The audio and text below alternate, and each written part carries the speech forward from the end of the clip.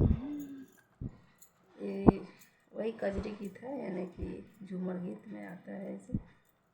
आप लोग देखिए, लाइक सब्सक्राइब कीजिएगा। सरिया पहिरी जब चलली बाजरिया, सरिया पहिरी जब चलली बाजरिया, फंस गईले खुशबू पायली या हो राजा, फंस गईले खुशबू पायलिया हो। अरे जीन्स टी शर्ट ले आदा बोलमुआ, जीन्स टी शर्ट ले आदा।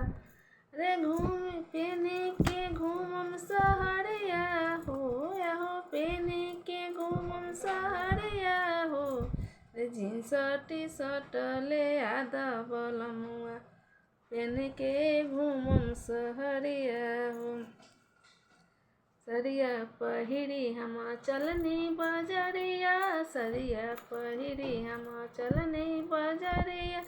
अरे फंस गईले खुशबू पायलिया हो, अरे फंस गईले खुशबू पायलिया हो। अरे सिल्का के साड़ी लिया द बोलमुआ, पहिर के घूमम सहरिया हो। सिल्का के साड़ी लिया द बोलमुआ, पहिर के घूमम सहरिया हो। सरिया पहिरी हम चलनी बाजरिया, सरिया पहिरी हम चलनी सरकिया। फंस गईले खुशबू पायलिया हो, अरे फंस गईले रश्मि का जलवा हो। अरे फंस गईले रश्मि का जलवा हो। सुर्खी चुनरिया ले आदा बलमुआ, ओढ़ी के घूमम सहरिया हो। रे सुर्खी चुनरिया ले आदा बलमुआ, पहिर के घूमम सहरिया। सरिया पहिरी हम चलनी बाजरिया, सरिया पहिरी हम चलनी बाजरिया।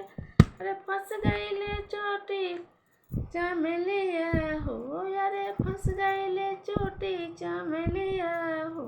अरे फूल के गजला ले आदा बलमुआ, पहने के घूमम बजरिया हो।